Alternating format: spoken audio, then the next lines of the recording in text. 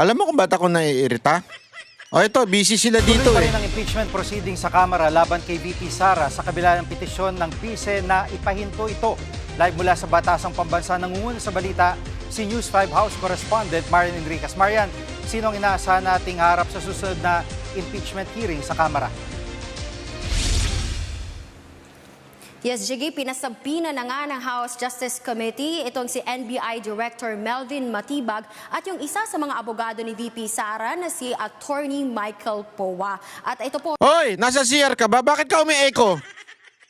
Labas ka muna dyan!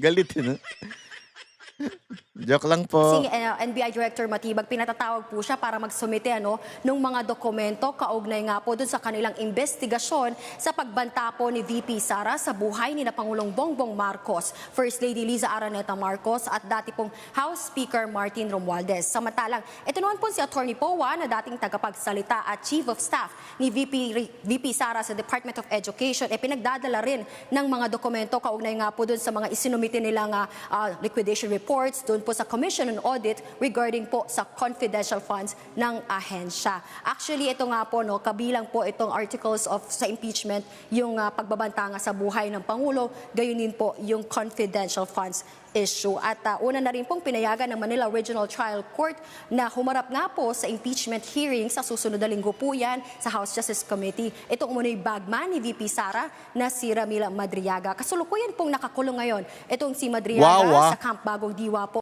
Bagman talaga, Sa Taguig City at kabilang nga po doon sa affidavit ni Madriaga na sa kanyang salaysay yung kung paano ginasta ni VP Sara at kung kani-kanino at saan napunta yung mga confidential funds. At bagay nga po na itinanggi ni VP Sara at sinabi po niyang hindi raw niya naging tauhan itong si Madriaga. At Jiggy, sa April 14 nga sa susunod na Martes na po yan, muling gugulong ang impeachment hearing ng House Justice Committee laban sa Vice. Jiggy. At ano ang reaksyon ng Kamara sa paghain ng petisyon ni VP Sara para ipatigil ang impeachment proceedings? Yes, Jiggy, wini-welcome nga ng Kamara itong aksyon ng Korte Suprema na hinihingan sila ng komento dito nga sa petisyon na inihain ng kampo ng Vice. grabe no? Grabe talaga itong gobyerno natin. Sa tindi ng kahirapan nating mga Pilipino, impeachment pa rin ang inaatupag. Hindi, alam mo kasi ito, may papakita ko sa inyo Napakagandang ginagawa ni Yorme. Nakita niyo to? Aside from doon sa libreng sakay sa Maynila, binayabayaran niya yung mga tsuper para magpalibre na ng sakay. Tapos hindi na sila mamomroblema sa gasolina. Yun ang ginagawa ni Yorme sa mga jeepney driver sa Maynila. Aside from that, may ginawa na naman siya. Ano yun? Nagbigay siya ng 25,000. Hindi 5,000, hindi 1,000 Hindi 10,000. 25,000 economic assistance sa mga panaderya kapalit ng price free sa basic Filipino breads.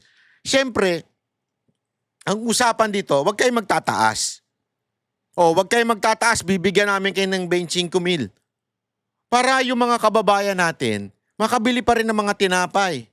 Mga chicha dyan, di ba? Na mga pagkain na kung saan kailangan ng ating mga kababayan ngayon. Ang ganda kanina, meron siyang pakikipag-usap. Ito, papakita ko, dina-download ko lang Meron siyang pakikipag-usap sa mga taga Maynila, yung mga negosyante. Tulong yan para sa mga kababayan nating mga maliliit na negosyante sa Maynila. Alam mo, sabi ko nga, tangina talaga no? Sorry I hate na magmura, pero I hate na mag-compare. Ito kasi yung sinayang nyo Ito yung sinayang ninyo. Anong ginagawa ng presidente natin? Imaginein mo ang presidente ang may hawak ng lahat. Kahit nga Kamara, hawak niya Kahit nga Senado, sa totoo lang, even if there is branches of government, that's bullshit. Kontrolado niya yan kung gugustuhin niya. Kaya niyang gawin. Ito nga LGU mayor lang nagagawa. Bakit yung presidente hindi kayang gawin? Hawak mo ang lahat. Kaya mo ngang gawin, ipadukot si Pangulong Duterte dito sa Pilipinas eh. At ilipad sa ibang bansa na hindi dumadaan sa korte sa Pilipinas. Nagawa mo nga eh. Tapos eto pa kaya, kayang-kaya mo talaga kung gugustuhin mo. Political will. Nagagawa ni Yorme. Di ba? Eto, papakita ko lang sa inyo ha, mga kababayan. Napaka-importante kasi ito eh. Sana ganito ang Pangulo natin. Ito, ayan. Oh. Kita nyo yan? Nakikipag-usap sa mga maliliit na negosyante ng Maynila, mga panadero. Oh, ayan. Oh, nakakapagsalita sila. Nakakausap nila yung mayor nila. Talagang ama ng Maynila. Oh. Tapos may plano. Sana talaga ma-interview natin to si Mayor. Yorme, interview naman ka namin. Kasi para malaman natin paano mo ba ginagawa? Bakit yung iba hindi nagagawa? Kasi alam mo, kung makikita nyo, naalala nyo yung COVID, ganito rin ang ginawa ni Yorme. Hindi na natutulog sa opisina. Nakita ko yung kwarto nun eh. Ang kalat-kalat. Biro lang. Nakita ko talaga eh. Nandun na siya natutulog dahil may pandemya nun eh. Ngayon, ito na naman, nagtatrabaho ng ganyan. Sorry ayoko mga i-compare, pero asan yung presidente natin? Dapat ikaw ang gumagawa ng ganito. Di ba? Dapat ikaw may ganito. We'll look into it, but Ba't ayaw mo makipag-usap sa taong bayan? Puro picture. Puro speech na nakatayo ka lang, di ka makagalaw-galaw. Maayos pa ba kalusugan mo? O sasabihin mo na naman, nagda-diet ka kaya ka pumapayat. Naglulukuhan tayo eh. O anyway, mga kababayan, hindi alam mo, ito napakasimple lang naman ito eh. Napakasimple lang nitong mga nangyayari sa atin.